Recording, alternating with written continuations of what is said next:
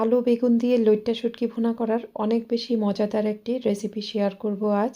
এই শুটকি ভুনাটি খেতে কী যে মজার হয় আমি আপনাদের বলে বোঝাতে পারবো না। 7 থেকে 8টির মতো লইট্টা শুটকির চারপাশের বাড়তি অংশগুলো ফেলে এগুলো এভাবে কেটে নিয়েছি। শুটকিগুলোকে প্রথমে টেলে নিতে হবে।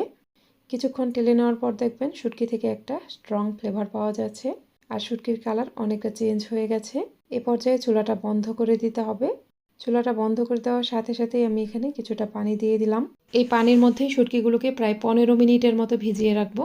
পানিতে শুটকিগুলোকে ভিজিয়ে রাখার ফলে শুটকির ভেতরের যে ময়লা আছে সেগুলো এমনিতেই বের হয়ে আসবে। 15 মিনিট পর পানি পাল্টিয়ে পাল্টিয়ে এগুলো ভালোভাবে ধুয়ে নিতে হবে। এখন প্যানে কিছুটা তেল দিয়ে দিলাম। এই শুটকি ভুনায় তেলের পরিমাণটা একটু বেশি দিবেন। তেল গরম হয়ে গেলে এখানে কিছু রসুনের কোয়া ও ধুয়ে নেওয়া লইট্টা শুটকি দিয়ে দিলাম। আমি এখানে বেশ কিছু রসুনের কোয়া নিয়েছি। রসুনের কোয়াটা একটু বেশি পরিমাণে দেওয়ার ফলে কিন্তু তরকারিটা খেতেও খুবই ভালো লাগবে। এই রসুনের কোয়া ও শুটকিগুলোকে তেলের মাঝে কিছুক্ষণ একটু ভেজে নিব। এখানে খেয়াল রাখবেন শুটকির গায়ে যেন কোনো পানি না থাকে। শুটকির গায়ের পানিটা ভালোভাবে ঝরিয়ে তারপর ভেজে নিতে হবে। শুটকির কালার যখন অনেকটা ব্রাউন কালার হবে তখন উঠিয়ে ফেলবো। বাকি তেলের মাঝে 1 কাপ পরিমাণ পেঁয়াজ কুচি দিয়ে দিলাম। পেঁয়াজগুলোকে হালকা ব্রাউন কালার করে ভেজে নিতে হবে। পেঁয়াজ কুচিগুলো এরকম হালকা একটু ব্রাউন কালার হয়ে গেলে দিয়ে দিলাম 1 চা চামচ পরিমাণ রসুন বাটা। রসুন বাটাটা একটু ভেজে নেওয়ার পর এখানে গুঁড়া মশলা অ্যাড করতে হবে, তাই কিছুটা পানি দিয়ে দিলাম।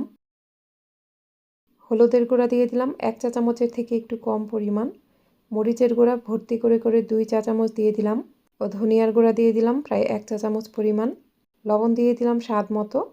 মশলাগুলো ভালোভাবে কষিয়ে নেওয়ার জন্য এখানে খুবই অল্প পরিমাণ একটু পানি দিয়ে দিলাম। মশলাগুলো কিন্তু অনেক ভালোভাবে কষিয়ে নিতে হবে। যখন দেখবেন মশলা থেকে অনেকটা তেল বের হয়ে গেছে সে পর্যায়ে বুঝতে হবে মশলাটা খুব ভালোভাবে কষানো হয়েছে। এখন এখানে কুচি করে নেওয়া আলু দিয়ে দিলাম। এখানে আমি 2টা বড় সাইজের আলু একদম মিহি কুচি করে কেটে নিয়েছি। আলুটা একটু নেড়ে দেওয়ার পর এখানে খুবই অল্প পরিমাণ একটু পানি দিয়ে দিলাম। এই তরকারিতে কিন্তু আমি এখনই কিছুটা পানি অ্যাড করলাম, পরবর্তীতে এখানে কোনো পানি অ্যাড করব না। সব কিছু নেড়ে মিশিয়ে নেওয়ার পর প্যানটাকে ঢেকে দিলাম। আমি চুলার মাঝারি আঁচে প্যানটাকে প্রায় 3 মিনিটের মতো ঢেকে রাখবো। ঠিক 3 মিনিট পর ঢাকনা খুলে নিলাম। আলুটা কিন্তু অনেকটাই সেদ্ধ হয়ে গেছে। এখন এখানে বেগুন দিয়ে দিতে হবে।